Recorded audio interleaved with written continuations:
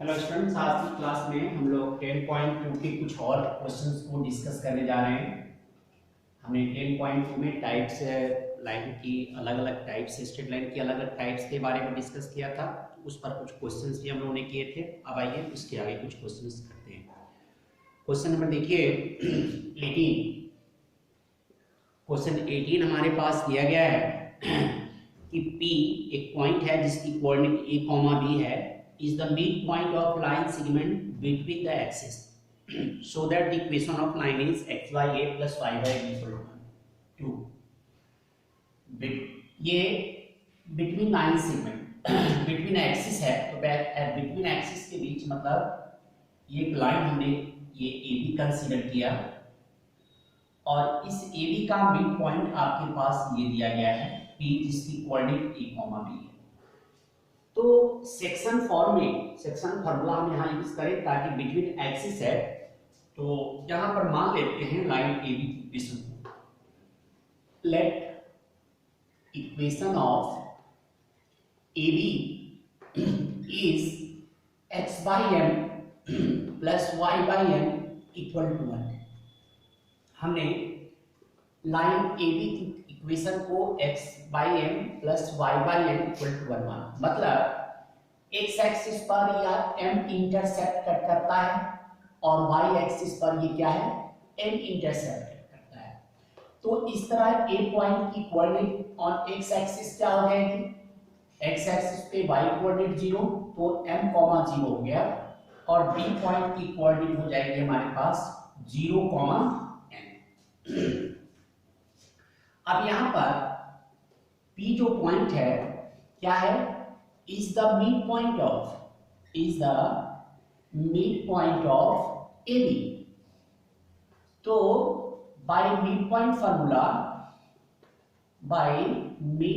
Formula से P point की coordinate क्या हो जाएगी, दोनों की x कोऑर्डिनेट का सम बाय 2, तो 0 प्लस m बाई 2 और m प्लस 0 बाई 2, और ये इक्वल टू P का दिया गया कोऑर्डिनेट हमारे पास a, b है। तो यहाँ पर m by 2 equal to a, तो m की जो वैल्यू हो गई वो हमारे पास 2a हो गई। इसी तरह n by 2 equal to b, तो n की वैल्यू हमारे पास 2b हो गई। अब m और n की इस वैल्यू को फर्स्ट इक्वेशन में पुट कर दीजिए आप। Put m and n in equation first. देखिए तो x by 2a plus y by 2b equal to 1। 1 by 2 common ले लें तो x by a plus y by b equal to 1। 2 को दूसरी साइड भेज दें तो x by a plus y by b equal to 2। यही हमें प्रूव करना था इस क्वेश्चन।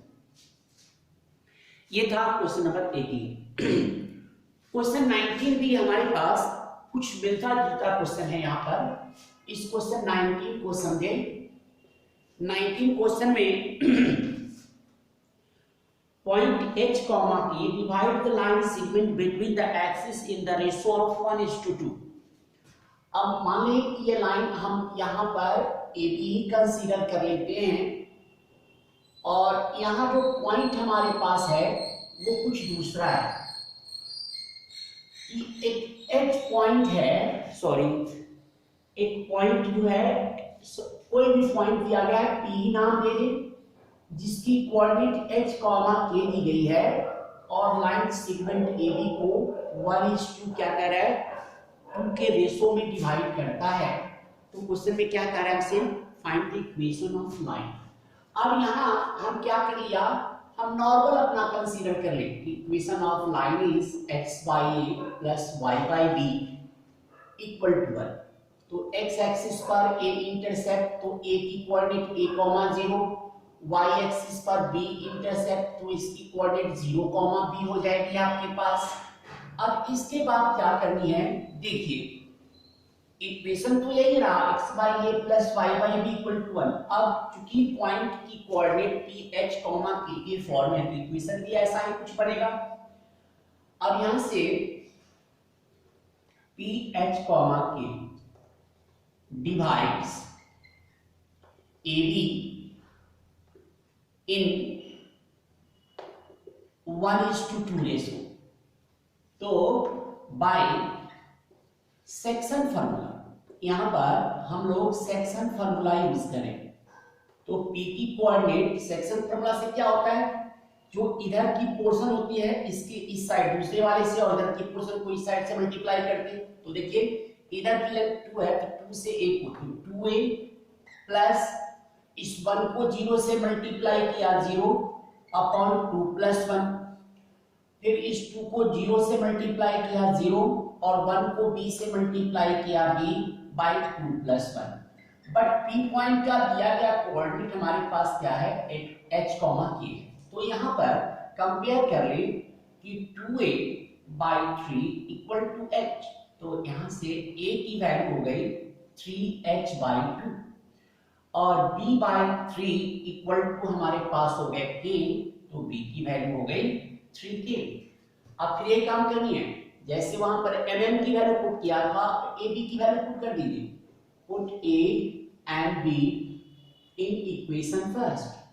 तो x by 3h by 2 y by 3k equal to 1, ये ऊपर चला गया तो 2x by 3h y by 3k equal to 1, ये इक्वेशन बन गई। चाहे तो इसकी एलसीएम लेकर भी इसको आगे फर्दर सॉल्व कर सकते हैं, इक्वेशन को यहां भी आप चाहे तो छोड़ सकते हैं। ये था हमारे पास क्वेश्चन नंबर 19। अब देखिए इस एक्सरसाइज का एक लास्ट क्वेश्चन है, क्वेश्चन नंबर 20। क्वेश्चन नंबर 20 में क्या करनी है इस बात को समझे आप। क्वेश्चन दिया गया है using concept of equation of line prove that 3 points are collinear. हमने कोलिनियर प्रूव करने के बहुत सारे मेथड्स को देखा। पहले देखा यदि पॉइंट्स दिया गया है तो डिस्टेंस फार्मूला यूज कर सकते हैं, पॉइंट्स दिया गया है स्लोप मेथड भी यूज कर सकते हैं। अब यहां पॉइंट्स दिया गया है तो इक्वेशन मेथड से भी इसे हम कोलिनियर प्रूव कर सकते हैं। 3 पॉइंट्स दी गई है, 20 क्वेश्चन की बात कर रहा हूं। आप A पॉइंट, B पॉइंट और C point, 3 points on A line आप लें। कोलिनियर का मतलब क्या है, लाइज ऑन ए लाइन, एक ही लाइन पे लाइज करनी चाहिए। 3 0, दूसरा पॉइंट हमारे पास है -2 और तीसरा पॉइंट जो है 8 0। ये 3 पॉइंट्स को हमें कोलिनियर शो करनी है हमारे पास। अब क्या करें, आप इस 3 पॉइंट्स में से किसी भी 2 पॉइंट को लेकर equation of line find out कर दें। तो हम ले रहे हैं equation of AC is, A point को x1y1 मान लें और C पॉइंट को x2y2 मान लें।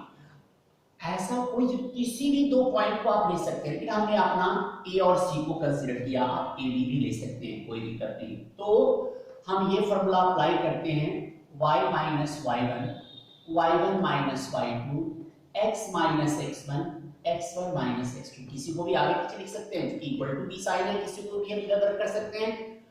y माइनस y1 की जगह 0 अपॉन 0 माइनस हमारे पास 0, ये पॉइंट दी गई है ना। एक बार फिर से, सॉरी 8 2 है आपके पास, मैंने 0 लिखा है, मुझे लग रहा था। तो 0 और 0 माइनस 2 ये इक्वल टू x माइनस 3 और 3 माइनस 8।